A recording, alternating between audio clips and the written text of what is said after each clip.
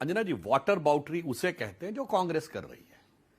यहां पर तो वो जंतर मंतर तो नहीं गए, क्योंकि उनको अपना पर्सनल फुटेज खींचना था, मीडिया में अपना पर्सनल फोकस लेना था, इसलिए जाके प्रधानमंत्री आवास के बाहर पहले लोटपोट हुए, उसके बाद गांधी स्मृति पे गए, फिर इंदिरा भवन में प्रेस की, फिर जैसे वो कहते हैं कि भूकंप आ जाएगा, भूचाल आ जाएगा, हाइड्रोजन बम फटेगा, वैसे भी एक एज यूजुअल प्रेस कॉन्फ्रेंस करके और अनेक प्रकार के चित्र विचित्र प्रकार के स्वांग और निरंतर संसद को चलने में अवरोध उत्पन्न कांग्रेस के लोगों ने किया। इससे बहुत स्पष्ट हो जाता है कि इनके मन में छात्रों के प्रति संवेदनशीलता और उनकी परीक्षा व्यवस्था के लिए व्यवस्था का कोई विषय नहीं है। इनके मन में राजनीति की कुटिलता और देश में अराजकता पैदा करने का विषय है। झूठ बोलो, बार बार झूठ बोलो।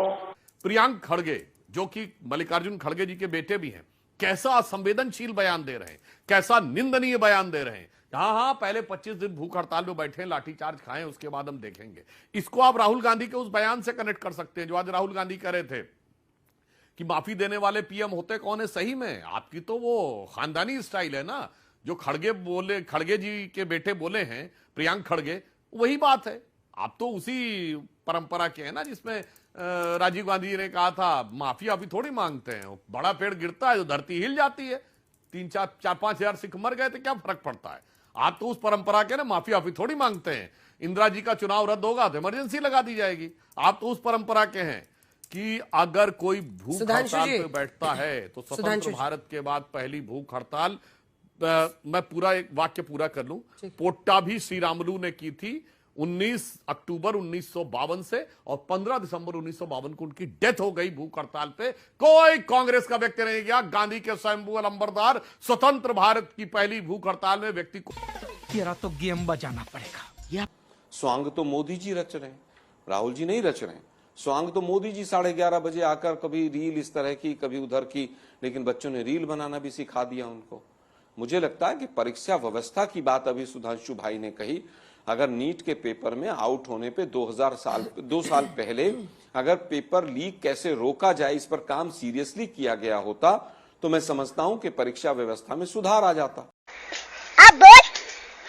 धर्मेंद्र प्रधान का इस्तीफा संवेदनशीलता के आधार पर नहीं हुआ। सरकार ने पूरी तरह से कसम खा रखी थी। एक दिन पहले इंडिया टुडे ने ब्रेकिंग न्यूज चलाई थी कि इस्तीफा नहीं होगा।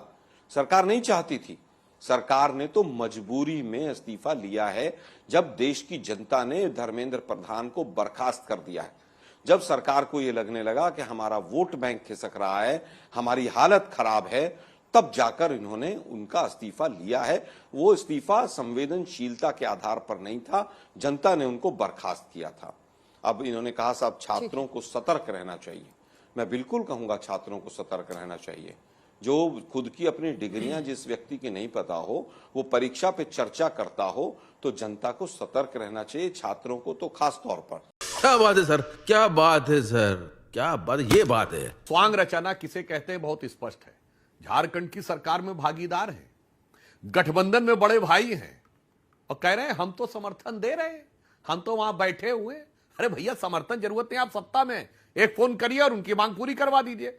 अब क्या जवाब दे रहे हैं, अगर हाई कोर्ट फटकार लगाएगा तो हम इस पे करेंगे। तो मैं पूछना चाह रहा हूं भाई साहब, ये पंजाब में आप तो पूरा आंदोलन कर रहे हैं आम आदमी पार्टी की सरकार के खिलाफ, हम भी विरोध कर रहे हैं, आप भी, तब तो आप नहीं करेंगे पंजाब में हाई कोर्ट फटकार लगाएगा तब हम इस्तीफा मांगेंगे। ये होता है, पंजाब में सीधे मांगेंगे, दिल्ली में हल्ला मचाएंगे, वहां कहेंगे सत्ता में रहकर भी हम साथ में हैं, हम विरोध में नहीं हैं। यही जो आपकी जो सोच है, ये बच्चों के सामने बहुत साफ साफ उजागर हो जाती है कि आपकी वास्तविक सोच क्या है और आप किस प्रकार का दिखावा करने का प्रयास कर रहे हैं। इसलिए मैं आपसे सिर्फ यह कहना चाहूंगा, अगर वास्तविक संवेदनशीलता है तो वो राज्य दर राज्य और वह परिस्थिति दर परिस्थिति और वो मंत्री दर मंत्री बदल नहीं सकती, वो एक ही रहना चाहिए। जैसे आप लोग चुनाव में भी कहते थे, झारखंड में तो चुनाव आयोग ने अच्छा काम किया था, कर्नाटक में अच्छा काम किया था, बाकी जगह गड़बड़ किया था। वैसे ही झारखंड में संवेदना अलग है, कर्नाटक में संवेदना अलग है, पंजाब में संवेदना अलग है, दिल्ली में संवेदना अलग है। अरे मुझे चक्कर आने लग गया अब। आप लोग भी वैसे ही बात कर रहे हैं। आप मुझे बताइए नीलम जी, एक सेकेंड, ये कोई पहली बार तो वहां पर हो नहीं रहा है। आप भी जानती हैं रांची में कितने इस तरह के मामले होते हैं, हम लोग जानते हैं कि क्या स्थिति है रांची की। आप मुझे बताइए कि अभय तिवारी कौन है मैम? अभय तिवारी, जो कि कोई और नहीं, सीआईडी जिस अभय तिवारी का इशारा कर रही है, ये अभय तिवारी कौन है? जी बिल्कुल, टीडीपीएल जो कंपनी थी, उनको इन्हीं के देखरेख में वो टीडीपीएल कंपनी थी। सोचिए। और ये मुख्य आरोपी हैं। और ये गोड्डा जिले में ब्लॉक सप्लाई ऑफिसर के पद पर तैनात है, सरकारी अधिकारी है मैम। और हैरानी की बात यह है कि यही सरकारी अधिकारी उस टीडीपीएल जिसका आप नाम ले रही हैं, उसकी कंपनी से भी मिला हुआ था, जो इन भर्ती परीक्षाओं का आयोजन करा रही है। इसने बड़ी बड़ी परीक्षाएं निकाली हुई हैं सिर्फ पेपर लीक से, और ये सरकारी अफसर बना हुआ था। और ये सब तब हुआ जब इस कंपनी को ब्लैकलिस्ट किया जा चुका था, फिर भी उसी कंपनी को काम। और यहीं से सबसे बड़ा सवाल उठता है कि अगर कोई कंपनी पहले ब्लैकलिस्ट हो चुकी थी, तो फिर उसे दोबारा इतनी बड़ी परीक्षा कराने की जिम्मेदारी कैसे मिल गई? ये बड़ी अच्छी बात कही है। और एंटी नेशनल कौन कहता है? आलोक जी जरा कान खोलिए और सुनिए। और मैं जेएमएम की प्रवक्ता से भी कहना चाहता हूं, सोनम वांगचुक पे हमने आरोप नहीं लगाया था। Office of the deputy commissioner of ले, उसने लिखा है यूपीए सरकार में 28 फरवरी 2007 सोनम वांगचुक को लेटर लिखा है। पॉइंट नंबर 4 कहता है you have been anti-national connections in China and other places which have been or may be exploited for anti-national activities। आलोक जी कान खोल के सुनिए, आपकी सरकार ने लिखत पढ़त में लिख के दिया है 28 फरवरी 2007 पुलिस का लेटर सोनम वांगचुक का, उसका पॉइंट नंबर 4। अब बताइए, हमसे कहते नैरेटिव बनाते, वाह भैया, खुद तो लिखत पढ़त में किसी को भी एंटी नेशनल कह देते हैं और हमसे सवाल पूछते हैं। जली ना, तेरी भी जली ना। देखिए, दो केंद्रीय मंत्री जब गए जब पैलेट गन चल गई, दो केंद्रीय मंत्री जब गए जब संसद का घेराव दिखाई दिया, दो केंद्रीय मंत्री जब गए जब पूरी तरह से सैकड़ों बच्चे हॉस्पिटल में चले गए, जो केंद्रीय मंत्री जब गए जब दर्जनों पुलिस वाले भाई भी हमारे जख्मी हो गए, दो केंद्रीय मंत्री जब जागे जब सोनम वांगचुक हॉस्पिटल एम्स चला गया, जब जागे वो जब पूरी तरह से अव्यवस्था फैल चुकी थी। इसलिए क्रेडिट लेने का प्रयास मत कीजिए, इसी को स्वांग कहते हैं।